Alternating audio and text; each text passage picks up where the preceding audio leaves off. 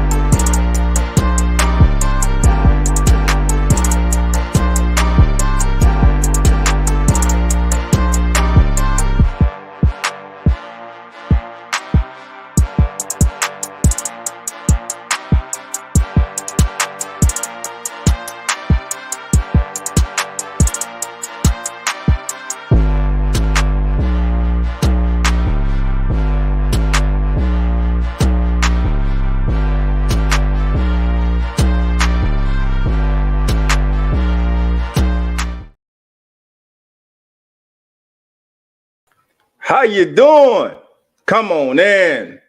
I'm Dove 17. I want to welcome everybody to the Keeping It Real Who That Sports podcast. Well, family, tonight we will be joined in a few minutes by a very special guest. The gentleman coming on tonight, family, Mr. Bounds. Mr. Bobby Bounds was born right here in North Texas before him and his family moved to the Gulf Coast of Picayune, Mississippi. While in the state of Mississippi in high school, Mr. Bounds will win a state championship. From there, he will go on to attend then East Texas State, today known as Texas A&M Commerce. Mr. Bounds in February was named Director of Player Development at his alma mater. But I'm not going to tell you everything you need to know because I don't know everything that you need to know. But I know this gentleman has been successful everywhere he has been. I know he is a proud alumni. He's one of the greatest ever to play at the school. So, ladies and gentlemen, without any further ado, please help me welcome the one and only, the man of the hour, Mr. Bobby Robert Bounds.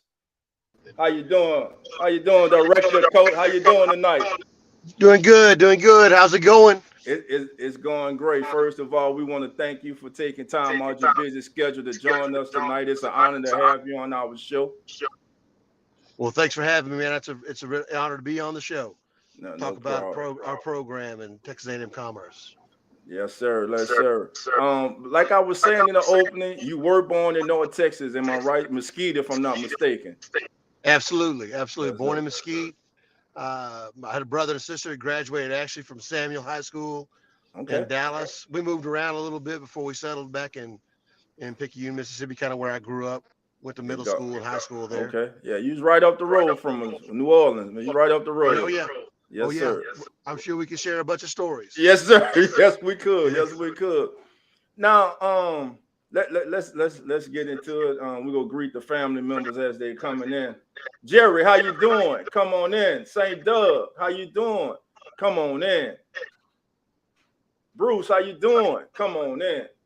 Now, Mr. Bonds, so February you get named the new director of player personnel at your alma mater. How big an honor was that for you? Well, it was a huge honor. I mean, it's anytime that your alma mater, kind of asks you to come back and help continue the program that you were one time part of. It's a great honor. I've been wanting to get back into college coaching for the last several years, and for this opportunity to come along was just an absolute blessing for me and my family. Yes, sir. And if I'm not mistaken, you have two boys, or a boy and a girl, if I'm not mistaken. Yeah, I have a daughter who's 27, married. Okay. And then 24, Yes, And then sir. my son is 14 years old and future Okay. Frisco high school Raccoon. Okay. Okay. Future raccoon. Yes, sir. So now you get the honor. You're back at your alma mater. Your role at your alma mater. Exactly what does your title include? Well, just overall, I kind of report to the athletic director and just kind of oversee the recruiting just in the football and the talent acquisition just in the football. I'm not even what you would call the recruiting coordinator, and my actual coaching duties are on the offensive side of the ball, where Okay. I directly help with our head football coach, Clint Dazell. Okay. Okay. So if I get ready to send my son to Texas A&M Commerce, what can my son look forward to coming to Well, your fine university? I think as a parent, kind of asking what your son's going to get into. The main thing I could tell you is that it's the family atmosphere that we have at Texas A&M Commerce within the program, within the university system itself is really unparalleled, and I think that's what we try to sell to our recruits. It's kind of obvious when you get around that group and get in that atmosphere that it's a little bit different than most places. It's not a huge business, not a football factory for say, but more like a family. Yes, sir. And we're proud of that. Yes, sir. That's something to be proud of. Matter of fact, I used to come through your fine university, headed to Paris every day for a year and a half. So, beautiful campus up there that you guys have. A beautiful football stadium too. Nice facilities. So, coach, how long? When did you get into coaching?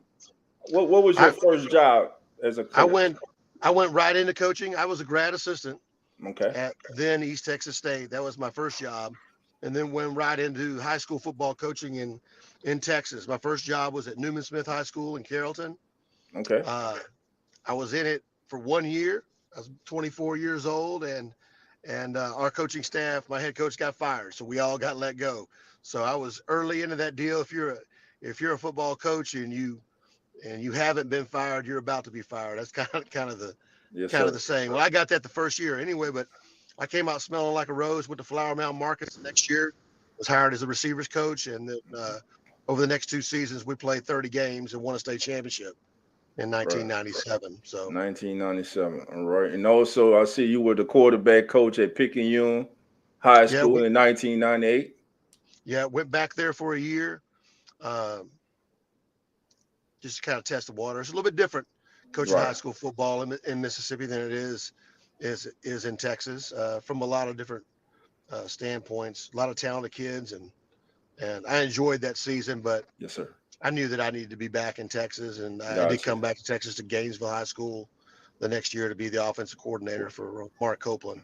Okay. Then 2005, 2006, you get your head coach and you get hired as head coach at Newman Smith. Right. What was that experience like for you? Well, I took over the program was 0-10 the year before.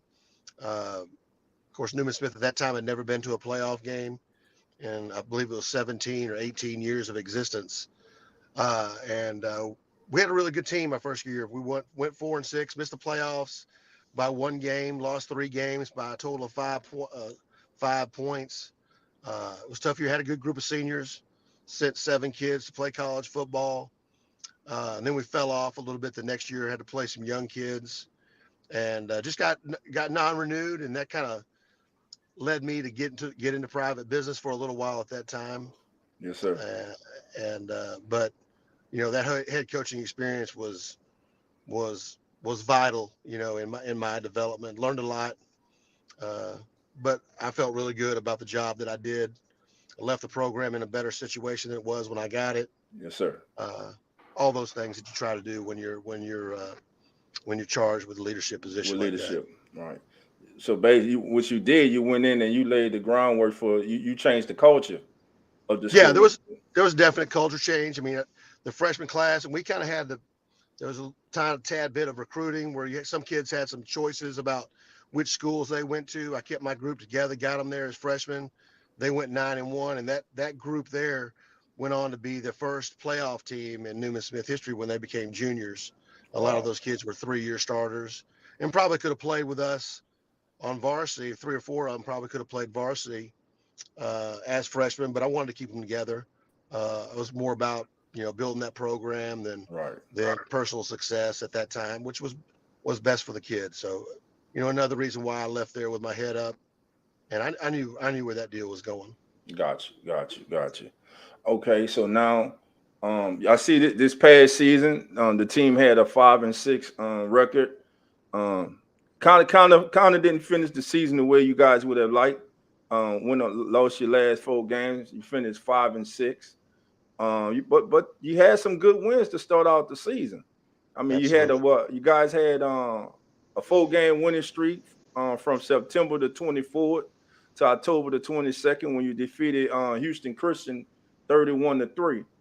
Um, so right now, as you look at as your team, what is one area that you guys are looking to upgrade in, as far as on the offensive side of the ball, the defensive side of the ball, numbers? Well, I'll start on the defense. The defense returns 8 starters, I believe, and 24 or 25 guys that lettered, played extensive roles on that team. And that team actually, because we're transition, was not allowed to be included in national statistics. But you put our numbers in the mix, and we were 8th in the country in FCS in total defense last season. So we're way ahead of the game defensively. Coach Dozell kept the majority of that defensive staff. We've had a little turnover since then, but pretty much kept the system, a lot of the players in place.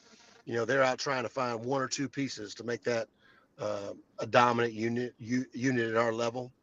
Offensively, last season, of course, I wasn't there. Most of us, Coach Dozell wasn't there. Right. But we went back and reviewed that season, obviously, and me being coaching professionally at that time, I was able to watch and be a part of that. Watch, at least admire from a distance. So the issue there was, quarterback depth. There was a lot of injuries at that position. They were young on the offensive line. So we tried to go out and get a little bigger, a little older at midterm. We brought a few kids in that give us a little bit of depth, and we'll still be looking to improve our team in May in this next round of transfer portal guys. So this past season, you guys moved up to the FCS, right? Correct. Yeah. Right. Okay. Yeah. We're in the first year of a 4-year transition to FCS. Played full schedule in the Southland Conference, Right. and like you said, started out really well Right. until some of those injuries hit. Actually had a win over the 8th ranked team in the country, Southeastern Louisiana, on the road Yeah. at The their Lions. homecoming. Yeah. Yeah, and they were a playoff team. They won a playoff game and got beat in the second round in overtime by Sanford. So, the Southland Conference is a really good football conference, as you can imagine. I mean, this is Louisiana and Texas are Yes. 2 football hotbeds. You know that well. A lot to recruit from. Maybe not the funding and the money in the programs that maybe some of the other conferences around the country have, but the quality and the talent of the players and the coaching is second to none in this conference. So, what's your thoughts on the transfer portal? Do you think it's hurting the game or helping the game? Well, it's transforming the game, regardless of your opinion on it. It is what it is for us. It has changed the game drastically. Um, kids are given a lot more freedom. I think back when I played, this game was a lot different. Right. The way you went about things was a lot different. Uh, you could argue both sides of that deal. Some people would argue that, uh, maybe giving kids too many options, giving them an option to, it's that thing we deal with all the time about, kids want, results right now. And if they don't get Right. the things that they want immediately, then they have an avenue to go find them elsewhere. At the same time, as coaches, we're free to move on, and at the bigger levels, those guys have big contracts Right. and they have that freedom. So you can make the argument that kids should have that same freedom as well. So just, really depending on which side you're What on, side you on? we, And go. I'm sorry. I'm sorry. yeah, whatever side you're on, it doesn't really matter when you're kind of in the system, so to speak. You're going to have to develop a philosophy on how you're going to deal with it. and then make sure you stay true to that, and hopefully that works. Right. We've got a plan in commerce, and it's kind of a combination of both. We want to still stay true to high school recruiting and be good to our Texas high school coaches and coaches association, and the kids that come out of Texas, and recruit them hard and give them the things that they deserve. But at the same time, we've got to win football games. Yes, That's sir. why they hired us. And so we're going to have to do whatever it takes to be competitive and win football games. Right. And just to go off of what you just was speaking of with the two sides to the transfer portal, I for one think there should be a limit on the number of times a kid can transfer. Because some kids have been transferring 3, 4, even 5 times. That's too much. You should Right. only be able to transfer at least 2 times. That's it. That's Well, it. there is a limit. You can actually only transfer once until you graduate. But a lot of kids Okay. now, uh, they're encouraged to graduate early, and they get in Gotcha. programs where they can do that. So, with your summer school, if you're a full-time student taking 12 hours in the summer, you can graduate in 3 years. So you could say redshirt, play for a year, transfer to another institution, Right. then graduate and then transfer again. That's what you see a lot of. Okay. Okay. And those guys that are grad transfers don't count against your scholarship in a full deal. So, you know, schools like Incarnate Word in our conference who Right. has been really successful working the transfer portal and Lindsey having Scott Jr. yes, he's and that's a kid that played at Nichols, played at East Mississippi Community College, and was a victim of the COVID year, a Right. victim, or or or got getting the advantage of the COVID year, depending on how you look at it. Right. Right. And again, but Lindsey was a great player, and just goes to show you the maturity of a player, their level of experience. You're talking about an 18-year-old versus a 23, 24-year-old. That's a big difference, Right. especially in our league. And anybody would tell you that. So when you've got a team heavy in guys like that, which they did, and they try to turn over and have every year, then you're going to be really competitive, and it's going to be Right. hard for you not to be and to screw that up. To be real Right. honest. Right. And again, just to piggyback, just to wrap this up, as what you said earlier about in the bigger conferences, how coaches are free to move around as they please. Um, a coach, you're a coach. You come in my living room. We sit down face to face. You tell me what your program has to offer for my son to come play for you. A lot of people would say that a kid is choosing a university. No, the kid is choosing the coach. Right. So in my opinion, when a kid goes to a school and that coach leaves, if that kid decides to leave because the coach who recruited him is no longer there, I I personally I wouldn't try to hold that against that kid. Right. Because the coach coming in, maybe the system that he's going to bring in, maybe that won't fit the kid's skill set. So maybe Right. he, and it works out like that. Most of the time, it's supposed to work out like that. But again, Sure. like you said earlier, you have some who graduate early and then they're just transferring when they don't like what the results are. They want to take their ball Yep. and go home. You know. Right. Exactly. Yeah, exactly. So, coach, so it's for someone who's never been to Commerce. Tell them a little bit about the community. I know you say that the football program is like a family, but let them know about the community of Commerce, Texas. Okay. Well, it's no Commerce is a country town. 10,000 residents, between 10 and 15,000 residents. Uh, our student population is about 13 to 15,000, but that's over several different campuses. On our campus in Commerce is about 6,000 students. So the town is a little bit different when school's in session.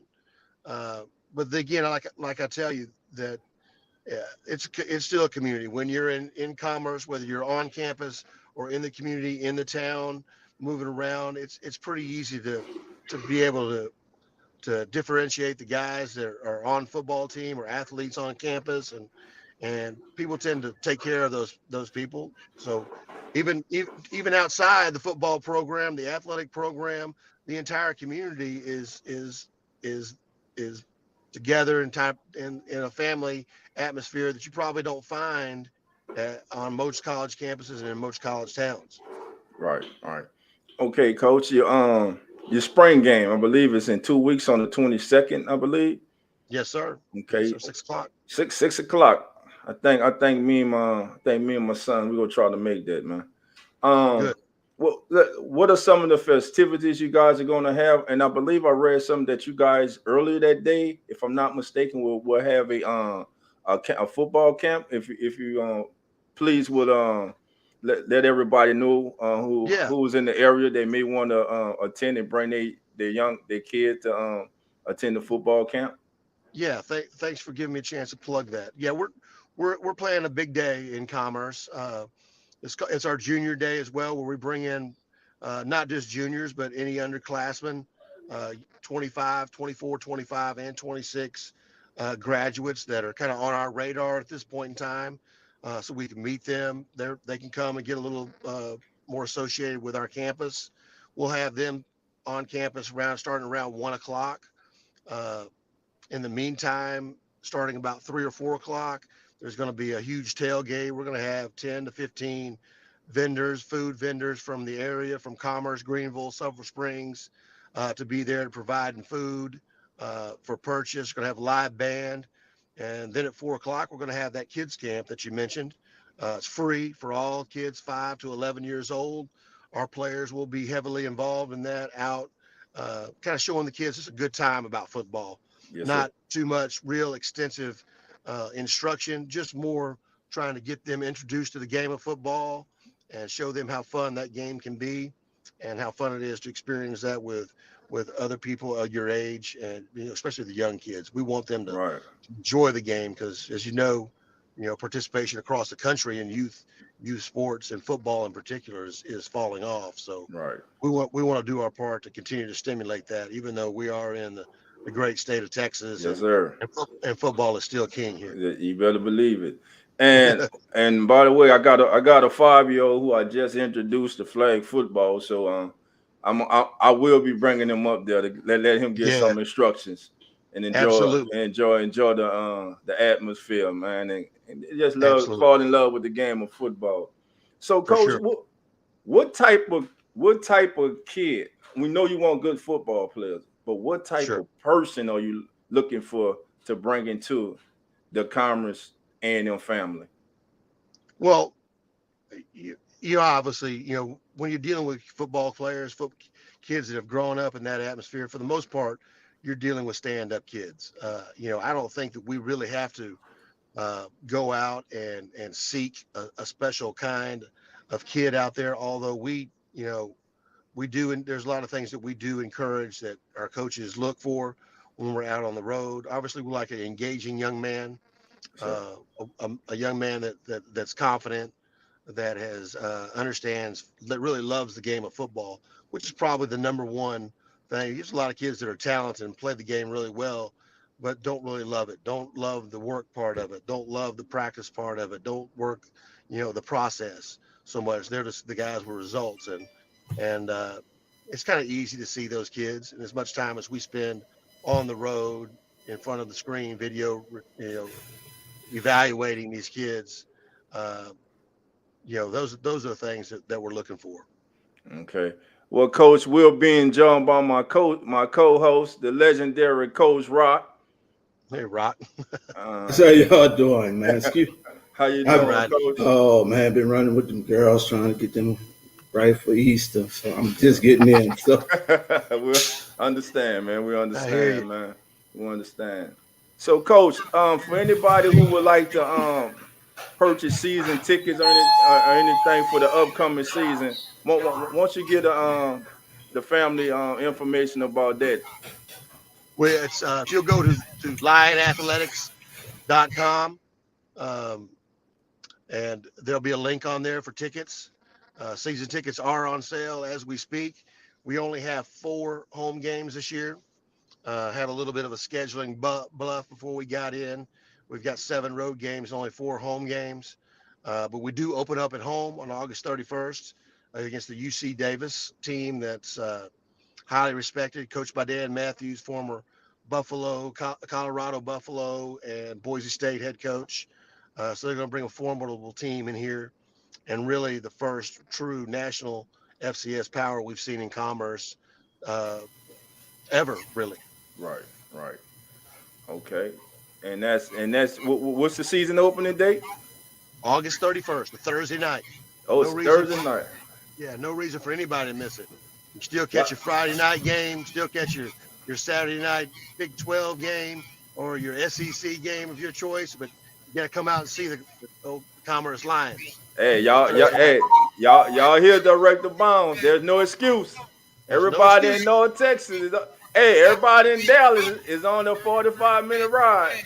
Ain't no excuse to go up 35, man. Go up 30 now. And and UC Davis, yeah, they are.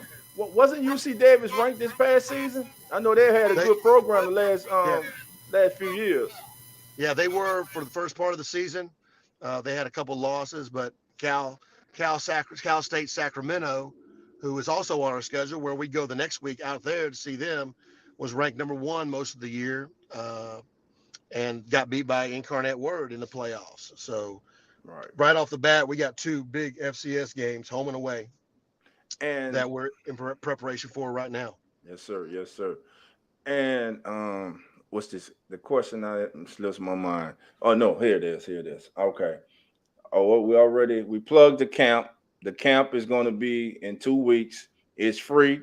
Ages 5 to 13, if I'm right. 5 to 11. 5 to 11. The camp is free. Yep. 5 to 11. Everybody know Texas. 5 to 11. Let's get the kids out there. Let's go out there. Let's go watch the spring game. Let's go support Commerce, man. Let's go out there and have a good time. Get these kids to love the game of football. Coach, you guys are now, with this past season being your first year of FCS, is there a probation period before you guys can qualify for the playoffs or conference title? There is. There's a 4-year transition period, which has come under a lot of scrutiny here lately, more so in the basketball realm, because there's been a couple transition schools that have won their conference tournaments and would have normally gotten a bid to that NCAA tournament that are not being allowed to go. Okay. So there's been a lot of scrutiny, a lot of words being spoken through the media and some of the leaders of these conferences and some of these schools that are transitioning. So there is a rumor that after 3 years you can petition, or you can petition to get eligible in your 3rd year. That's obviously what we were shooting for. But what we're trying to do now is win a conference championship during our transition. That's what our number 1 goal is to win every conference game this year, and just to make our mark and show the world, show the NCAA that we're ready to compete at this level. And before you get out here, because I know you got to go, what is your thought on the NIL? Well, I mean, again, that's another one of those deals that's there for the student athlete, an opportunity for them to earn extra money. And you can see firsthand, being a college coach, some of these kids that really come to us and don't really have anything, with grants and stuff now and the freedoms we've had, they've at least been able to have a little change in their pocket. And then the NIL gives them a chance to have even more. At our level, it's not a huge player in the game, but at the FBS, the Power 5, the Group of 5 level, some of those kids are doing really, really well. Yes, sir. Hey, Coach, you got a question for Coach Bounds before he gets out of here? No, you just took the question I wanted to ask, about the NIL stuff. Yeah. Okay. Well, look, Director Bounds, sir, I want to thank you for joining us tonight, taking time out of your busy schedule. Listen, your family now, anytime you need to make an announcement about the university, you, yourself, the entire staff, plus all you guys are welcome here. Like I say, I'm in North Texas, Coach is in Louisiana, so we got Louisiana and Texas. So we go get right. we got some players out there. We got some parents of some players out there. So let's just hook it up. Let's just try to get us a weekly deal when we get in the season, and let's just Let's Let's just do it. chop it up a little bit and talk about these games with these Louisiana schools and Louisiana players, Texas players, whatever you guys want to do. We appreciate you guys having interest in our program and giving us a little bit of publicity. We appreciate it every bit. Well, I tell you what, we consider it done. We go what I do, I'll get with you in the coming weeks, and we'll get something set up for the season, Let's and do it. we'll have a weekly episode where come on, and it'll be dedicated to the Lions. How that sounds great to me. That How that sounds like a sounded? plan to me. Sound like a plan, Coach? Hey, let me just say this, Go ahead. Coach Rob, if possible, I like to get a chance where me and you can kind of chop it up and talk. I deal with a lot of kids in the city as far as high school level, Yes, sir. and just kind of understand your program. And hey, it's a lot of kids be looking for schools. All of them can't go to the Power Fives, and I placed a lot of kids in a lot of schools throughout the United States. And just kind of get a beat of your program, man. And hey, I could maybe reach this kid out to his parents, and hey, just see where we go from there. So Yeah, absolutely. Let me say a little bit about that. I think it's great. I've got a gentleman in my hometown in South Mississippi that helps kids, and they're kids like yourself that are helping kids, whether it be in the inner city, rural communities, and helping giving them opportunities that they don't have, and placing them in front of college coaches. And I'm 100% committed to helping that movement, and not only with us there at Commerce, but just helping them wherever they might, wherever I can help to get those kids, in the universities, get them that higher education and give them an opportunity to play at the next level. So yeah, anytime. You guys got my contact information, and okay, I'd love to help any way I could. okay. All right, Coach. Well, listen, I know it's Friday night, and we ain't gonna keep you away from the family for too much longer. We want to thank you for coming on, and we sincerely mean it. Your family now. Anytime, we definitely gonna set that up for during the season. And hey, fam, let's give a big applause to Coach and Director of Player Personnel at Texas A&M Commerce. If you don't know the name, look it up. Get to know it, baby, because they're on the map. They're up and coming. They're FCS now, and they're about to change. The game. So once again, I want to thank you for being on. You're welcome back anytime. And Coach and myself will be getting in contact with you. So thank you for coming on, sir. Appreciate it. All right, fellas. Go Lions. Go Lions. All right, family. That was great, man. All right, family. That was Coach. That was Director of Player Personnel, Bobby Robert Bounds at Texas A&M Commerce University in Commerce, Texas, about 45 minutes outside the Dallas, Texas area.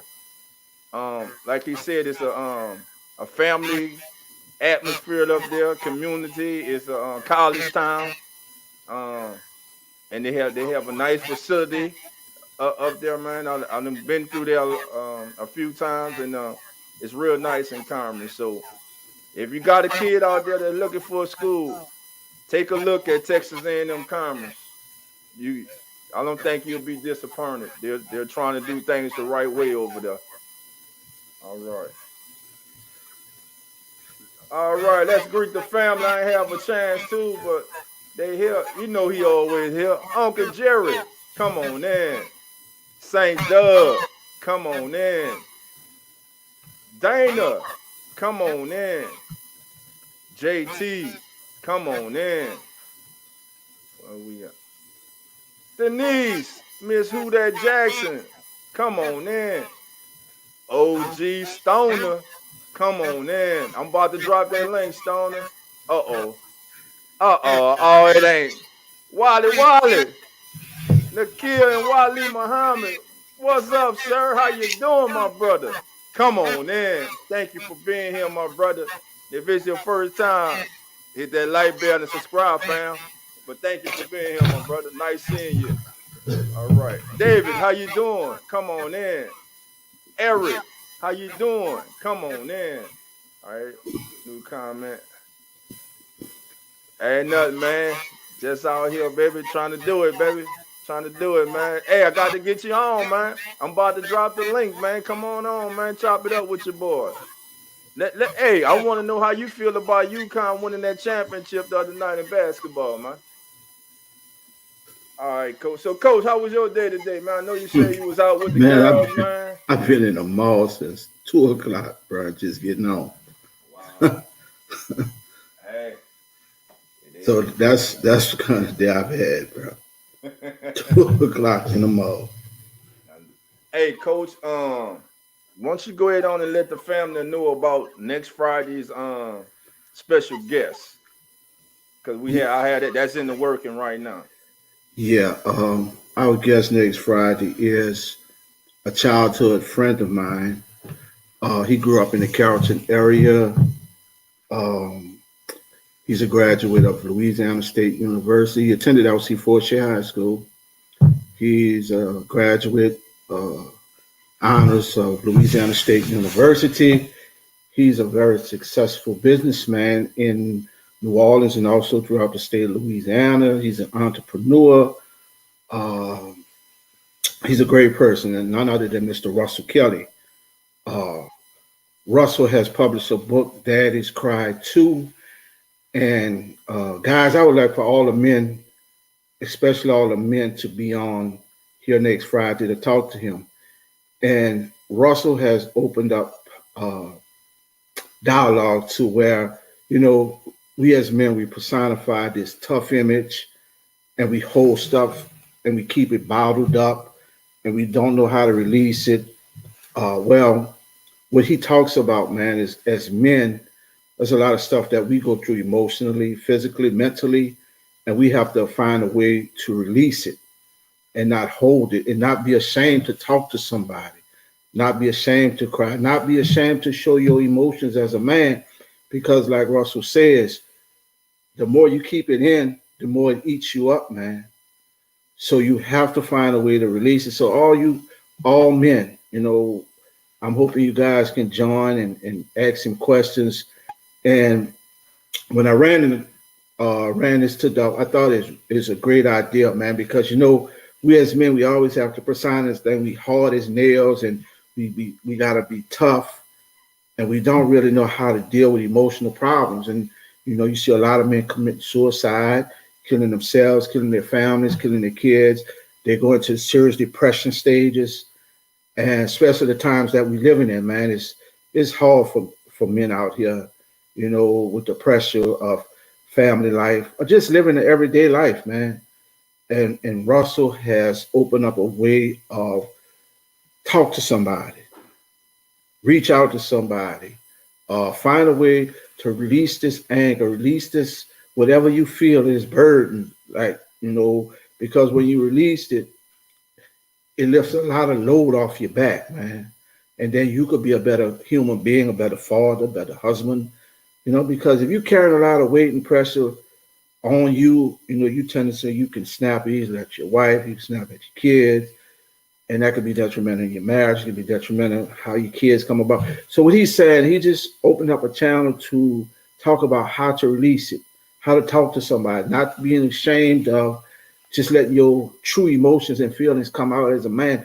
There's nothing wrong with talking about your feelings. There's nothing to talk about what's going on with you. There's nothing to talk about something that may have happened to you and you've been holding it for so long and it's just eating away. And I think this is going to be a great segment for us as men to kind of just open up and not be ashamed to talk about what we really feel and what we're really going through in life. So next Friday, we're going to have Mr. Russell Kelly on. Great person, great human being. Me and him been friends for 5 years old, man. Comes from a really great background. He's got a great pedigree. Both his sons, one just graduated top honors at Morehouse University. The other one also graduated like cum laude at LSU or something like that also.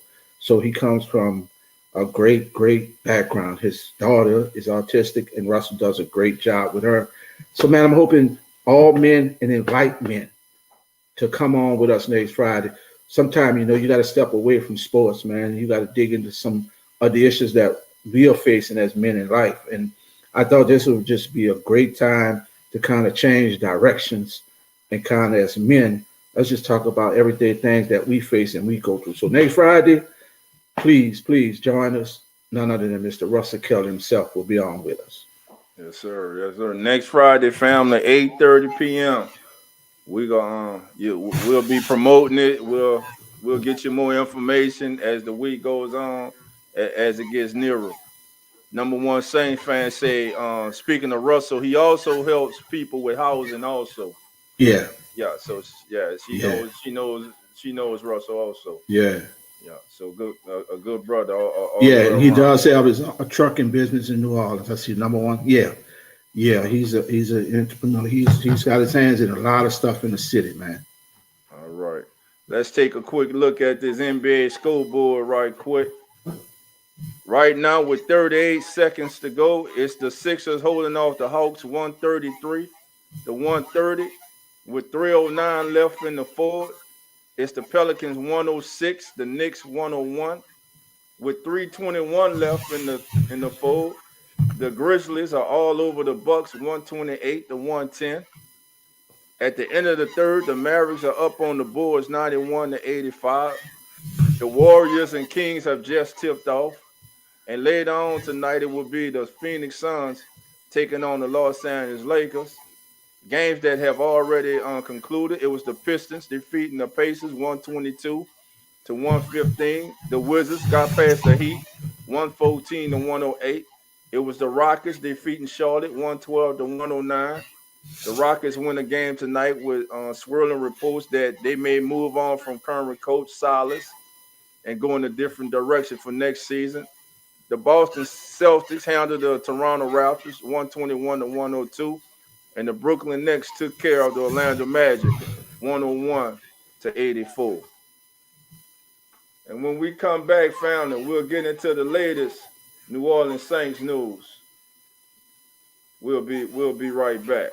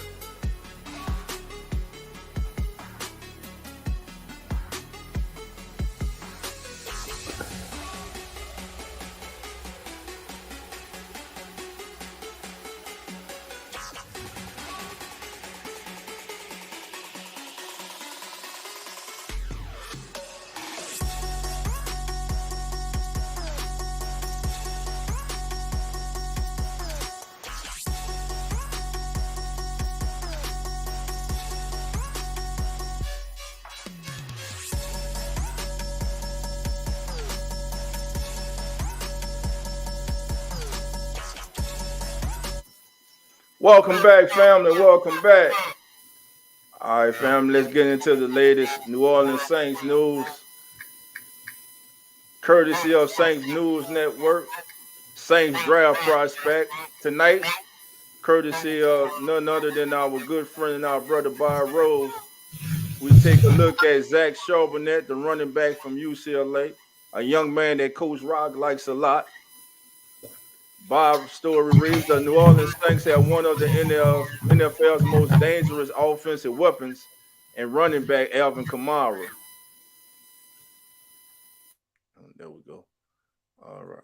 And running back Alvin Kamara. Kamara is third place on the Saints all-time rushing list with 5,135 yards. I didn't realize he moved up that fast. All right. And he's tied with Marcus Colson as the franchise all-time leader with 72 total touchdowns. Kamara is also the team's all-time leader in receptions with 430 and receiving yards, 3,753 by running back. However, after averaging over 81 catches in his first 4 years, Kamara has just 104 receptions in the last 2 seasons. Poor play calling is part of the reason for the significant drop in receiving production. New Orleans has also not had a legitimate backfield threat to complement Kamara outside of the versatile Taysom Hill. The Saints rectified some of that problem this offseason by signing free agent running back Jamal Williams. The 28-year-old is coming off a career best 1,066 rushing yards and a league high 17 touchdowns. Kamara and Williams should form a dynamic 1-2 backfield combo. However, remember, Kamara is also facing at least a 6-game league suspension because of legal issues. Expect the Saints. Matter of fact, I guarantee you the Saints going to add a running back. They might add 2 running backs through the draft. This year's draft class looks deep at running back talent. And here's Zach Charbonnet, standing 6 feet, 114 pounds. He actually runs and plays bigger than that. I thought he was about 220 or something myself. Let's see where we got on. As a freshman, he ran for a team high 726 yards, 11 touchdowns. With Michigan, he was used less in 2020, rushing for 124 yards in 5 games. Thus, he elected to transfer to UCLA for family reasons. Charbonnet has rushed for 2,496 yards and 27 touchdowns with the Bruins in 2021 and 2022. He led the Pac-12 with 1,359 yards last season on his way to second-team All-American accolades.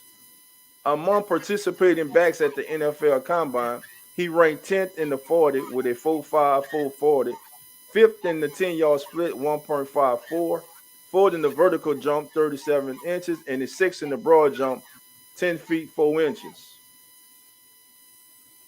He has an upright running style that allows a bigger target for defenders. This is compounded by the fact that he can be a little indecisive on off-tackle runs and doesn't have elite foot quickness for added elusiveness. Despite above-average athleticism, Charbonnet hasn't been a big threat in the open field. He's a long strider that has been slow to accelerate after more than one cut. He improved greatly as a receiver, but was at times a liability when asked to pick up a blitzer and pad protection. So that's some of the scouting report on the young man. Hey, Coach, you say you like this young man's style though? Yeah. He runs with his pad levels up, but he's a powerful runner, bro. Mm-hmm. Like you're not gonna get too many. If you watch his highlight film, you're never gonna see one man kind of bring him down. Okay. You know, he runs. I think once he gets in the NFL, they'll critique that some, but he's a powerful back, man, and ain't too many people gonna catch him once he get in the open field. Gotcha. Demetrius, how you doing? Come on in. But the one thing that's a problem though that he's gonna have to work on is his pass blocking. Yeah. Because if you can't pass block, I mean, every time you come on the field, it's a giveaway. I mean, if you can't pass block, every time you come on the field, you go carry the ball. You know. And I think, Coach, that's something that is undervalued, underappreciated, not by coaches in the league, but by fans in general, is a back that can block. One of the best things Mark Ingram did was pass block. Right. If you don't have a good running back that's able to pick up that blitzing linebacker or that blitzing safety or that defensive end, you in trouble. You are in serious trouble. Millie Will, come on in. Says Dwayne McBride or Charbonnet is who I'll take. We need bulldozers. These two are exactly that. Okay. All right. Demetrius said him and Jamal the same back. Yeah, are they similar, Coach? Jamal Williams and Charbonnet? Yeah, he about right. They similar. All right, so my thing is, y'all know what I'm about to say. If you don't, you need to tune in more. If Jamil Gibbs is on the board at pick 40, I'm standing on the table like I'm in the draft room with him. You got to pick that kid, man. Right. You got to pick that kid. You have to pick that kid. Right. You cannot pass that kid up. Alvin is going to be out. He's going to be gone. 6 games at minimum. I don't know, Dolph. I got a feeling if the receiver from Ohio State there, somewhere in the middle of the pack. The Saints gonna package something and go up and get him. I don't know. I just for some reason I just got that feeling, bro. And with it in Jigba Smith, what is his name? Yeah, Jackson. If he's somewhere in that late teen, early 20s, somewhere up in there, I think they're gonna go up and get him, bro. I don't know. I don't know. I've been hearing just a lot of, and I know when they went up to Ohio State, they met with some of the players, and they had a private dinner with him, just with him by himself. Okay. So I don't know. I just got a feeling, bro. If he in the early 20s, they're gonna try to go up and get him. All right. This question for Stone and you. If Dalton Kincaid is on the board in the second round, do the Saints should the Saints consider running that card up there and selecting this young man, or wait till later in the draft because of the You know my answer, so you could ask Stone. You already know my answer, so Stone, you could answer that because you already know my answer. Only way I say they don't take him if Jameer Gibbs there, if they ain't picked him yet. That's the only way I say. But if not, go ahead and get him. Gotcha. All right, so if at the end of the first round, my boy, if Isaiah Foskey is sitting there on the board, Isaiah Foskey, Jameer Gibbs, Dalton Kincaid, Mizey Smith, and by the way, Hendon Hooker will not be available when the Saints draft. Yeah, he's moving up the draft, boy. Teams are coming to their senses and realizing who this kid is, and his rehab must be going real well. Matter of fact, all right, downloaded something. Matter of fact, right there about Hendon Hooker, family. Yeah, Hooker is definitely moving up the board. A lot of teams is saying this, courtesy of Bleacher Report. A lot of teams have moved him ahead of Will Levis. So now he's like the third quarterback behind Stroud and Young, which he should have been anyway. And if he doesn't get hurt, who knows? He may be number 2 or number 1 in this draft. You know, so and the Raiders do like him. The Raiders like him. Tampa Bay likes him. Baltimore.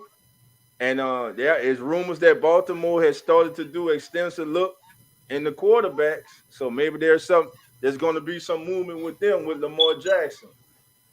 Let me see. David said,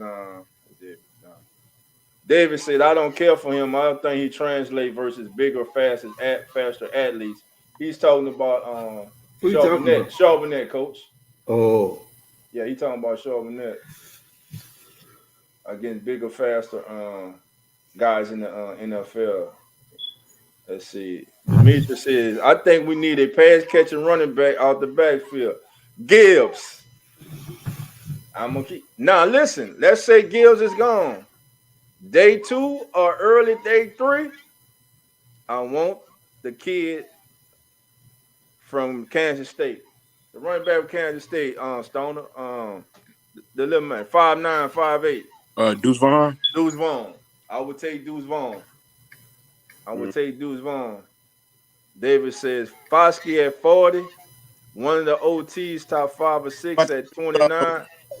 I'm sorry. I actually can see that, David. I think if Foskey is still on the board after pick 32, 33, if they want him, I think they're gonna have to move up to go get him. Yeah, Demetrius. Yeah, that's who he reminds me of, D. That's who he reminds me of, D. He reminds me of Darren Sproles when I watch Deuce Vaughn. That's who he reminds me of. But I'm gonna tell you this too. Don't think Deuce Vaughn is just because of his stature is just on the perimeter outside tap. He's ran through. They ran him up the gut, right up that A gap a lot. He can go through that guard in the center, man. And he's strong for his size. The kid is really strong, man. Eric, how you doing? Come on in. Welcome to the show, Eric. How you doing, my brother? How you doing, guys? We doing good, man. How's mine, man? How's the family? Family's doing awesome, buddy. That's good, man. How's the weather up there? Let me guess. Raining? Well, it's cold. Yeah, it's been cool up here in Texas, man. So I like McDonald or Foskey, so I'll be happy. Think teams or pundits are sleeping on both. Listen, I'm with you on Foskey. Um, and this kid, coach, the DN from Bowling Green, Heavy Brooks. I saw a little footage of him on Yeah, under the segment then. yeah. He's starting to move up the board. A lot of teams are liking him. But I'm with David. I think personally, I think Isaiah Foskey is a day one starter. From the time he walks in, I think he's a day one starter. I think he'll be the heir apparent to Cam Jordan. That's just me. I think that kid is that talented. I think he's a plug and play. He's a plug and play kid. And he's something that the Saints need. They need that bend around that edge. They need that guy. Carl Granderson is getting better, but are we really truly comfortable to throw Carl Granderson out there for 17 game season? Nope, I'm not. He got to prove it. Has he shown flashes? Yes. But it changes. It changes when you that guy. It changes when expectations rise. Expectations rise, and you got to rise to it. Ain't no sneaking up on nobody no more. So it'll be an interest. But yeah, I'm with Dave. Dave on this one. I would love to get Foskey, man. Yeah, that would be a good pickup. Yeah, McVaughn, just Lord, McVaughn just as fast as Gibbs. Yeah, Vaughn and Gibbs is fast. Man, Gibbs is just, when I look at Gibbs, man, he is just, when he running, it's like effortless, man. He just smooth, man. Kind of like Alvin. He just smooth. You know what I'm saying? But he's more, to me, he might be a little bit more explosive than Alvin with the ball in his hand. When I watch him, now the only running back I'll take before him, of course, but it damn sure ain't gonna happen because he won't get past Dallas. I'm telling you right now. B. John, if he on the board, but the Cowboys are falling in love. The Cowboys may go after Smith too, coach. There's talk up here. They love Jackson Smith and Nickbrook. And you know he's a Dallas kid too. So I don't know now since they got Cooks, bro. Coach, I'm telling you, I'm listening every day. They are looking to pair another young receiver with CD Lamb and Brandon Cooks. They want another young receiver to pair with them. So if Jackson Smith or the kid Stoner, the kid from TCU, what's his name? Johnson. I'm sorry, say it again. Quentin Johnson. If one of those two top receivers are there, the Cowboys are going to have a hard choice to make. Yeah, I really like Quentin Johnson, bro. Yeah, big, physical, fast, 50-50 ball. Yeah. I mean, if he's on the board at 29, do the Saints consider him? If Jackson Smith and Nick Bush gone, you know, what do they do? You know, let me see. Demetri, y'all think the D tackle for Pittsburgh gonna be there for us in the first? I think I want him to. Demetrius, I want him to. But knowing the Saints, he can be there. They ain't gonna take him. He be sitting right there. You know, man. Listen, you get. I'm happy with Foskey. I'm happy with the old lineman Osiris from Florida. I'm happy because I think the kid from Northwestern, Skoronsky, the tackle, but he translated to a guard in the league. I think he's going to drop in this draft. I think there's a chance that if they can reach out and get him. I think when this draft starts, I think 2 or 3 players are going to be pushed down the board that no one saw being there, and the Saints are going to have a good problem as far as their board goes. I believe. All right, Marley Marl, come on in. Who that Dana? All right. There's another kid, bro. Who's that? Receiver nobody talks about. And I'm curious to see who drafts him. Derek Hall out of Florida A&M. Derrick Hall, Florida A&M. Derrick Hall. D-E-R-R or ICK. D-E-R-R-I-C-K. Uh-huh. Let's take a look at him. And I really think this kid has a tremendous upside to make the NFL, bro. He's an excellent blocker. He's got good hands, got good. What school, coach? I'm sorry. What Florida school? A&M. Flame HBCU. HBCU. All right. Let me get some.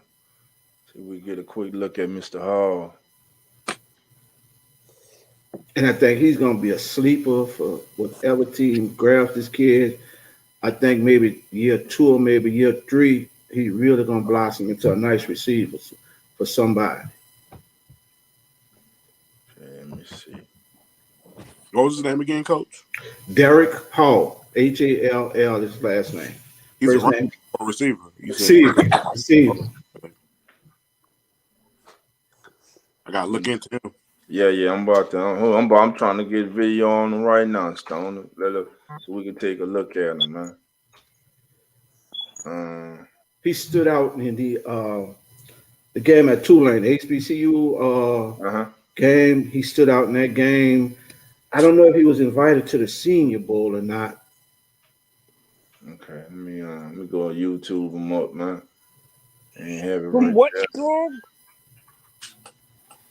Florida A&M. Okay, hold on a second. Let's see. And coach, you say D-E-R-R-I-C-K, right? Yeah. Right. Was Diedrich, not Derek. I'm sorry, Diedrich. Oh, Diedrich. D-R-R-I-C-K. So I said Derek. Diedrich. I'm sorry. Hold on. I just spelled it wrong then. Spell it again. D-E-R-R-I-C-K. Last name is Hall.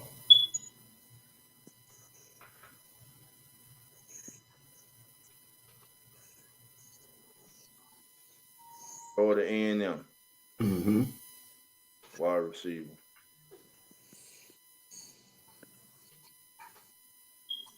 You got something? Hold on, I'm pulling it up right now. Let's see. We can get on him.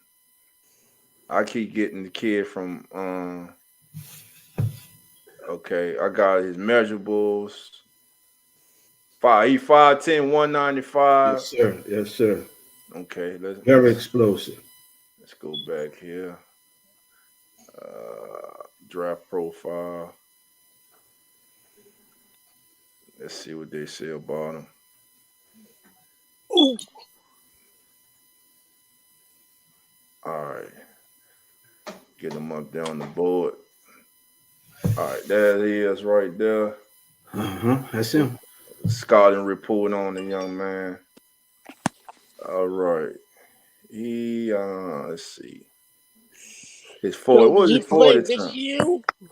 Yeah, he played this year, E. All right. Scouting report. His strengths are Hall has value as a catch and run threat, running hard and consistently picking up yards after the catch. He accelerates quickly and possesses good straight line speed. He shows solid ball tracking skills and body control down the field, able to adjust to off-target throws, shows good sense as a route runner and provides an enormous catch radius over the middle of the field. He has soft hands and uses his frame effectively to shield defenders, making him a major threat in the red zone. He's a precise route runner, creating separation when used on quick outs and stop patterns in college. Has good stop-start ability and lateral agility. Hall has reliable hands and shows the willingness to make catches in traffic over the middle. Not too many weaknesses they say about this kid. Along with less than ideal size, his playing speed is good, but well below the elite level. Really isn't a guy who will create a lot of separation. Well, up there they just say he gets separation. I don't be understanding some of these scouting reports. He'll be coming to the NFL from a wide open spread offense in which Hall ran a limited route tree, but just said up there that he ran precise routes. And see if you could pull him up, Dolph, in that HBCU, the game at Tulane. What was it called? They showcased the HBC, the Legacy Bowl. The Legacy Bowl. See if he comes up in that. Okay, let's see. Legacy Bowl. Diedrich. Legacy Bowl.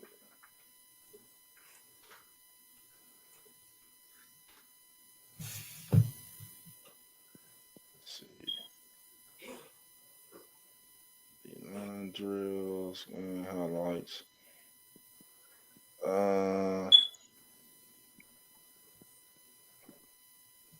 You know what team? What he was? He on the? No, that's the Senior Bowl. Hold on.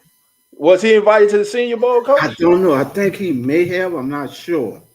Okay, That's what I was just saying earlier. I'm not sure. Let me get some.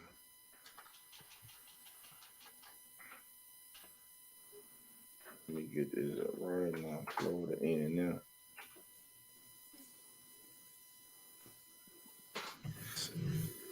And then I'm gonna tell you about his teammate, bro, that you might have some footage you could pull up. Talking about Land. Xavier Smith. Xavier Smith. All right. Every time matter of fact, Xavier Smith was the MVP of the Legacy Bowl. That was his team, man. These two dudes, bro, I'm telling you, bro. And nobody's talking about either one of them. You have some footage on Xavier? Hold on, I got the NFL Pro Day at Flame U. Let me get that up there. Okay.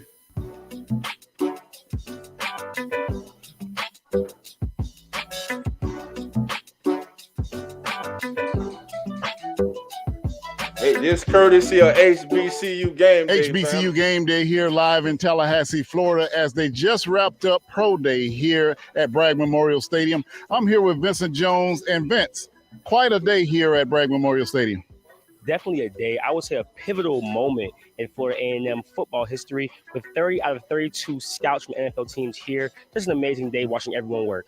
Yeah, 30 of 32 scouts, and then additional scouts from the Canadian League, and some teams sent 2 scouts, such as the Pittsburgh Steelers. So a very crowded day of scouts here to see, but that's what happens when you have an athlete like Marquise Bell, and he did not disappoint with his performance. Definitely. After running that 4.440 in Indy, there was a lot of eyes on him. So watching him do position drills, putting up on the bench, it was just an all-around great day for him. And, of course, with them watching him, it brought all-around scouts for the rest of the players. So, once again, an amazing day, and I know he'll be very happy, and his family is too. I'll put it a lot. Like just every day, twice a day, working What's down your there. thoughts on him, Coach? Doing the Big hitter. stretching, and, the therapy, just trying. Like Marquise Bell, and he did not disappoint. What's your thoughts on Marquise Bell? Definitely. The safety? Yeah, the safety. Big hitter, bro. Got range. And he running a 4.4 too. Got range, a big hitter. What's his measurables? There's a lot of eyes on him. I don't know. You'd have to pull his stats up on that. I'll put it a lot. Like just every day, twice a day, working down there for a lot of them, doing the extras, the stretching, and the therapy, just trying to make my body. He a big safety too. Bro. And he can move. It feels amazing. Like we bringing the change to HBCU. First. They not overlooking us. So the fact that we can be a part of that change is amazing. And a lot of attention to other players like Savion Williams got a personal workout at defensive end, as well as Keenan Forbes. Keenan ran really well today for a big guy offensive lineman. Keenan was really picking those feet up. I have to say that he was. And in the individual drills for offensive linemen, very quick twitch, very good attention to detail. He moved well. Great day for him. Probably the proud papa of them all, Coach Willie Simmons, couldn't be happier. He was floating around Bragg Stadium with pride today. As we know, we don't know if there's ever been 30 of 32 scouts. I remember the days when Leroy Van drew. All right, let me try to get some more on the kid. Yeah, see if you could either Xavier Smith up there. See. That's the Legacy Bowl. That's the Senior Bowl there. Legacy Bowl, wide receiver versus DBs. Let's see.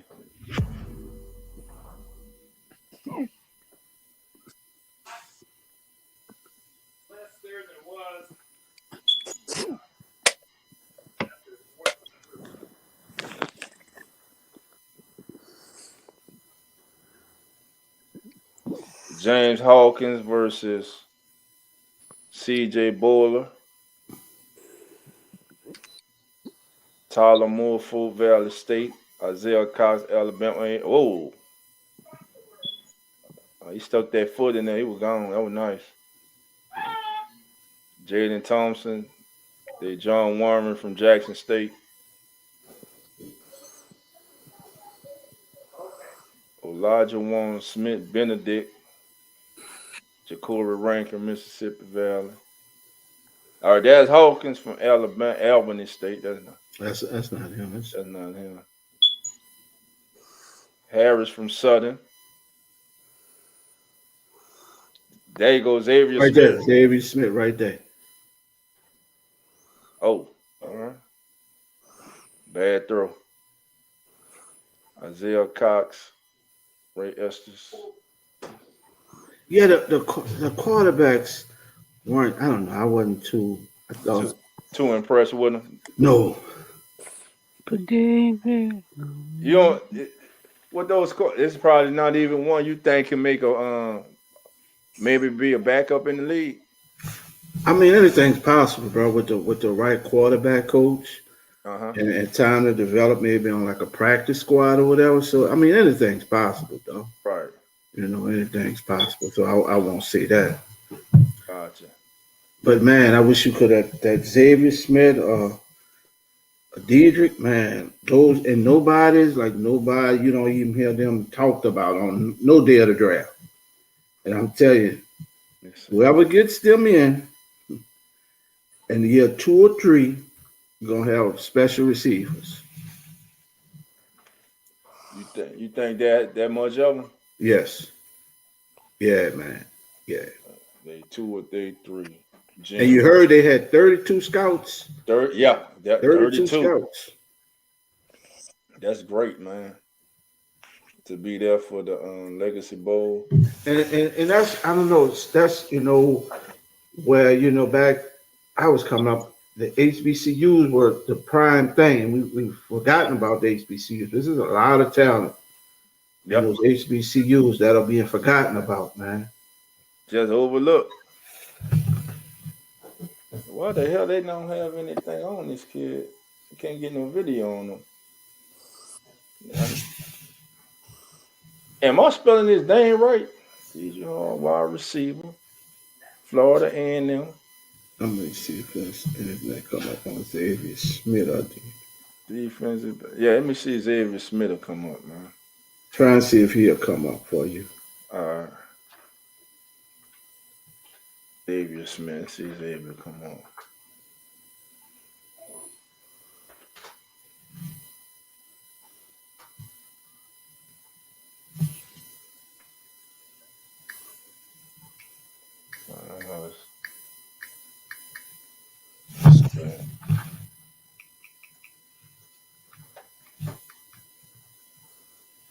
How you doing tonight, Dolph?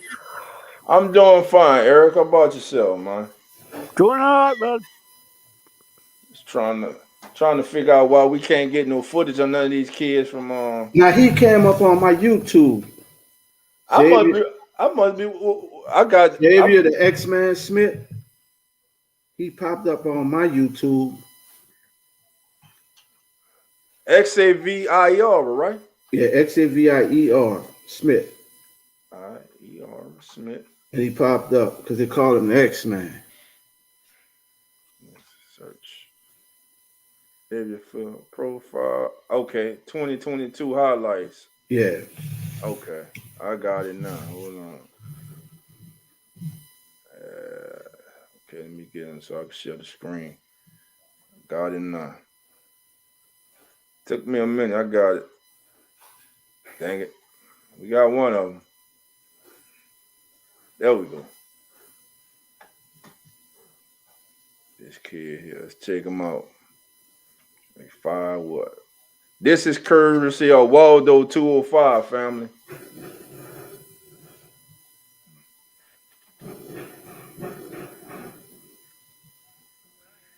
You are not around.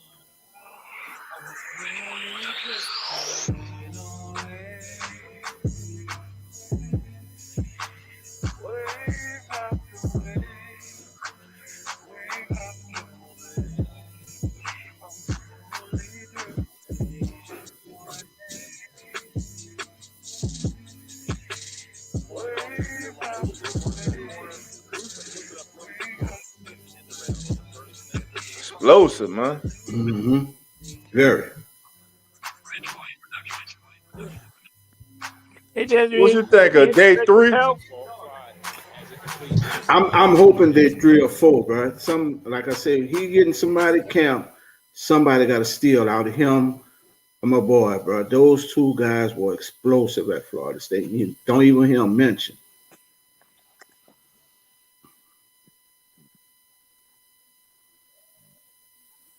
Let me see. Good hands, soft hands. Very, very quick. You see how quick he is, bro. Right. High point the ball right there. Anything thrown to him, he gonna get it. Oh, okay. Oh, boy, I get reverse.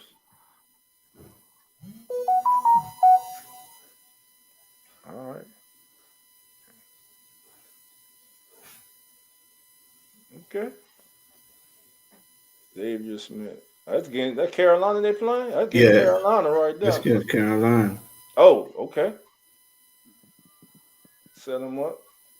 Same play. Boom. All right. You got another player for us to look at, Coach? Not right now, but while we was talking about those receivers, And those I know, kids, bro. Derek and David, they're talking about Drew Sanders, a linebacker from Alabama. I think there's a chance that Jack Campbell will be on the board. Matter of fact, Sanders and Campbell, one of those might be on the board at 29. I still think the Saints need a linebacker more pressing than we all are letting on. Because if anything happened to the 2 starters, we ain't too sure behind them. We don't have another veteran in the building. So losing Caden Ellis hurt, but we knew he was going to lead. Now, did you, not cutting you off, did you stay right there? Did you see the Xavier Smith when Steve Smith talks about him on the YouTube? I don't know what Steve. If you stroll down, body control is ridiculous. And this is With Steve this Smith. is Steve Smith talking about this kid. All right, hold on. I go right there.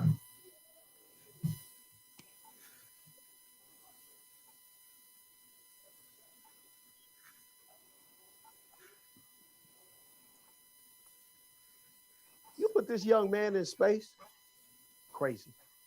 Super fast, super smart, great body control. He's utilized in all different situations. Love the way he plays ball. There's catches you gonna see in the film that we're running, catches on the sideline. One of the toughest things, that's a wide open catch. Catch the ball, keep your feet in bounds, and still fight off the defender. And also, I still got to tuck the ball in. Like all of that multitasking, man, all of that. Not every receiver does that well. Now these guys we're talking about it. They do it well.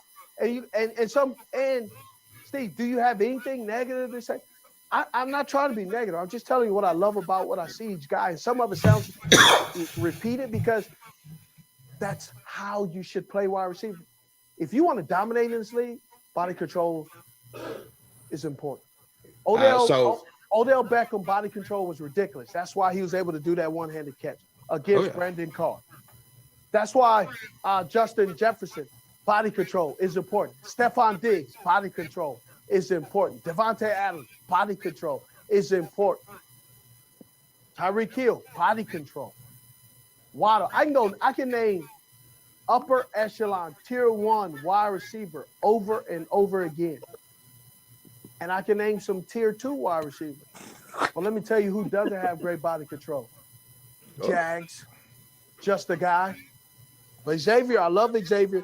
When you get the ball in Xavier's hand, he's in trouble. He is a troublemaker. He is a problem child that you will like. Give it to Mikey, he'll eat it.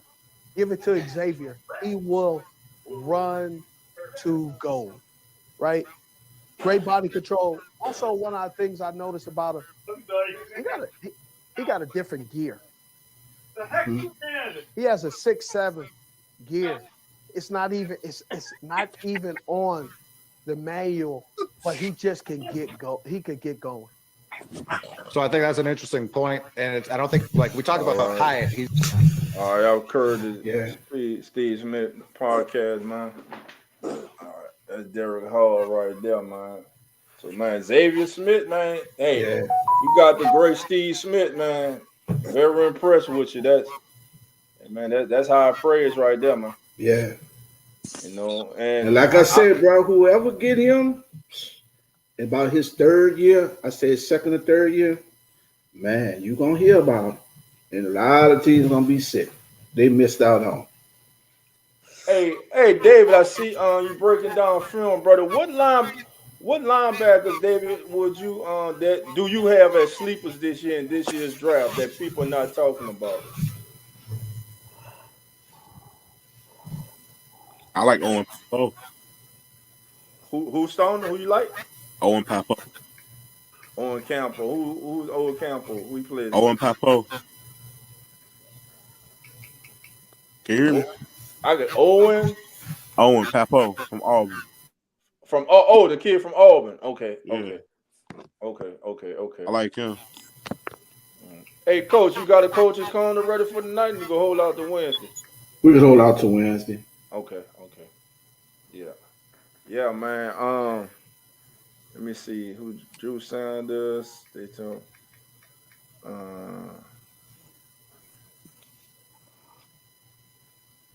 All right, David. What quarterbacks you broke? Hey, matter twice it be kept as it been kept.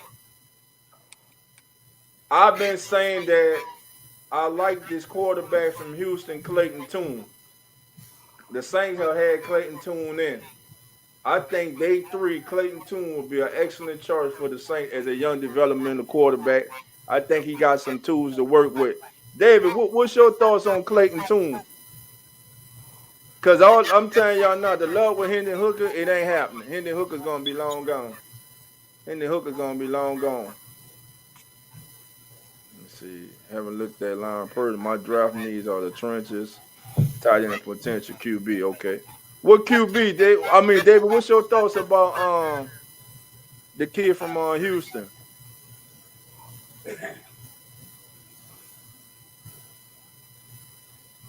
I like Tune and the kid from Fresno State. Okay. I think the kid from Stanford is overrated. I don't even think he a day 2. Hell, I don't even think he draftable, really. I just think they hyping him up too much. Tanner, whatever, he don't impress me. He don't even look like a back. To me, he the kind of quarterback you can't even throw in there for 2 weeks, 3 weeks. He can't win you one game. That's just what I see when I look at him. He don't do nothing for me. Right. I don't see no lead. I don't see him being able to lead. And it kills me how they just blow these prospects up after a pro day, or how they drop after a pro day or performance at the combine. Sometimes it's like they know all the film they don't watch. They got these kids put out for the last 3 years. You know, just off a bad day. It'd be a lot of political stuff involved in that too, man. David says Tune locks on to receivers and doesn't create plays outside the pocket, but he throws with great anticipation sometimes. Is that something that you can coach out of a player, or is that just who he is? What's that? David says that he locks on to receivers and doesn't create plays out. He ain't a statue back there. He's more mobile than you think. His mobility. He kind of reminds me of Derek Carr in that aspect as being a mobile quarterback. Mm-hmm. But I think he'll be a good kid to take a fly on. Because again, Hendon Hooker will not be there. Let's all get out of la land. The Saints are not getting Hendon Hooker. Y'all might get to see him twice a year though. Might get to see him in Tampa Bay for the next 8-9 years. That was my boy there, bro. That's my boy. Yeah. But like I said, teams are not, as the draft getting closer, teams are not coming to their senses. He's a really good athlete, but it doesn't show on tape. Okay. Do you all have a first? Do the Saints now have a first-round pick? Say again, Eric? Do the Saints have a first-round pick again? Yeah, we got 29 from the Cool. from the Sean Payton trade. We'll be Nice. drafting 29. Nice. Yeah. And they I gave away a tell you. third round to get a 2. Gave away a third round to get a 2. I still don't understand that. I'm not getting you nothing. I'll get you a forward. I tell you, it's possible, but I don't think he's gonna be on the board either. Crawford from Oh, Hyatt? Nah. Hyatt may be there. Now you know a kid who I like, bro. You know he about he been injured a lot. Carson Strong, Carson Strong. Nevada. A wide receiver? Quarterback. 6'3". Yeah, I he's just been injured, you know. But I think he's got a good. He's like 6'3", 226. He threw for like 4,000 yards last year. 36 touchdowns. I think he had about 8 intercepts. Let me pull him up right quick. Carson Strong, Nevada.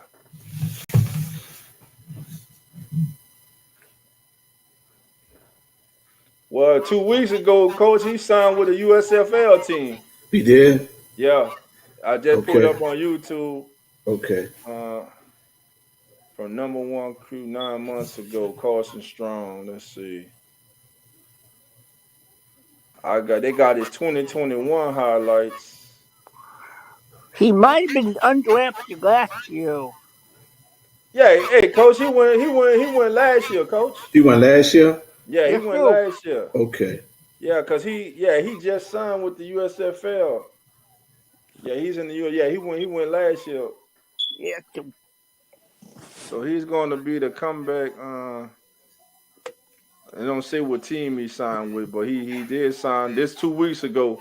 Carson Strong signs with USFL teams. Players report to camp. So yeah, Carson Strong's gone. He's out of there. Okay. All right, fam. Before we get out of here, let me get to some of these Major League Baseball scores for the evening. And I do believe the Pelicans did pull it out tonight. They got a big game tomorrow. Who they got tomorrow? They play the end of the season with Minnesota. Oh, okay. Oh, that's gonna be a big game. Yeah, depending on what happened, I didn't get a chance to look at the standings, but I know they're trying to had an outside chance of possibly getting that 6th seed to avoid that play-in. And if they make the play-in, go have to play the Lakers. Oh wow. Yeah. Well, I know the Mariners won today. Who won today? Mariners. The Mariners. Oh, Seattle won today? Yep. I see the Nationals. In the bottom of the 8 is the Nationals 10. The Rockies 5. Oh. The top of the 4 is the Angels over the Blue Jays 2-0. The top of the 5th, the Dodgers are leading the Diamondbacks 3-2. The Florida Marlins fell to the New York Mets today 9-3. The Mets improved to 4-4. It was the Cubs defeating my Texas Rangers 2-0. Rangers fall to 4-3. The Philadelphia Phillies defeated the Cincinnati Reds 5-2. It was the Orioles over the Yankees 7-6. And there you go, Eric. It was the Seattle Mariners improved to 3-5, defeating the Cleveland Guardians. You know, I had to think about that name the other day. I'm like, who the hell are the Guardians? And I tell you, of all the names they could come up with, they came up with the Guardians. That name and that makes no sense at all. They must have was watching Guardians of the Galaxy, the movie, and just said, "What the hell? Let's just go with that." You know, the Tampa Bay improves to 7-0 on the season with a 9-5 win over the Athletics. It was KC over the Giants 3-1. And when Pittsburgh, it was the Pirates beating the White Sox 13-9. This game here had a combined 30 hits. The Pirates had 19 hits and the White Sox had 11. The Astros fell to the Twins 3-2 in 10 innings. It was the Padres defeating the Braves 5-4. And the Cardinals are off to a rush start this season. They fall to 2-5 after losing today to the Brew Crew as Milwaukee shuts them out 4-0. And that is your scoreboard for the night. All right. Yeah, let's see what David says. We read that one. Carson Strong has a cadaver ligament in his body. Never took to it. Undrafted free agent last year. Okay. No cap, no filter. Come on in. The more I think, I say Saints got to go D-line at 29. Tight end, running back, wide receiver, or quarterback. Not the way. Many of the good wide receivers are small and shifted this draft. Hooker 25. By the time he starts, he'll be 27. That's if DC, I guess if DC is gone. Derek Carr still be here. Don't do good next 2 seasons. If Carr do good, which I assume Hooker will be 28 by start, and we'll need 3-year evaluation. By that time, he'll be 31 after the 3rd year. No thanks. Why y'all acting like 31 is like that's young 31, man. He's 31. He's an athlete. Y'all act like the kid is 61 or something. Damn, like 31, 25, like they trying to push him down the bowl. Oh, he too old. Now the offense that they ran at Tennessee was limited. He only can read half the field. All I know, he only threw 2 interceptions. That's what I know. He protect that ball. Don't want Hooker learning curve and feature intertwined at the same time due to his age. Gotcha. Well, Coach Stoner, y'all got anything before we get out of here? No, man. Just everybody have a great Easter weekend. Be safe. Enjoy your family time, man. And again. Oh yeah. Next Friday, man. Next Friday, all men. I'll invite a man to join us. None other than my boy, Mr. Russell Kelly, will be on talking about Daddy's Cry too, man. Look forward to that. So everybody have a great Easter, man. Be safe, enjoy your family, eat good, stay healthy. Always keep the Lord in your life, man. Amen. Great show. I got you, Coach. I got you. Love it. I got you, baby. Yeah, Coach. Ain't nothing I can. Go ahead, Stoner. I said, ain't nothing I can add on that. Hey, Let's go. That's it, man. Look, I want to wish everybody a happy holiday. Next Friday, like Coach said, man, it's going to be a big day. Like Coach said earlier, for you guys who weren't here, man, sometimes it's good to transform from just talking sports all the time, man, and deal with real life issues. We say we family on here. That's how me and Coach feel. And so when he called me today, like, man, hey, let's do this. And personally, man, I feel that because as a black man, that's a man, period, man. You hold a lot of things in, and there's not the channels that we can go and release, or we don't feel comfortable talking, to a group of guys, or we don't have that circle. So what we gonna try to do, we don't have a name for the segment yet, family. If you guys can think of a name we can call the segment, me and Coach, hey, we family, so we'll appreciate it. But we go start it next week, and it'll be just one of many things that we do going forward. Family reunion. What'd you say? Maybe family reunion. Family reunion. Interesting. I need to watch more sound to get a better feel. He didn't pop to me on film, but his combine numbers say he's explosive. Keep in mind, Pete Werner didn't pop either. Okay, that was earlier. All right, same to you, Eric. Same to you, my brother. All right, family. With that being said, y'all know how we rock. Love and who that. See everybody. Go Tigers. Next week. Oh. Hold them, Tiger.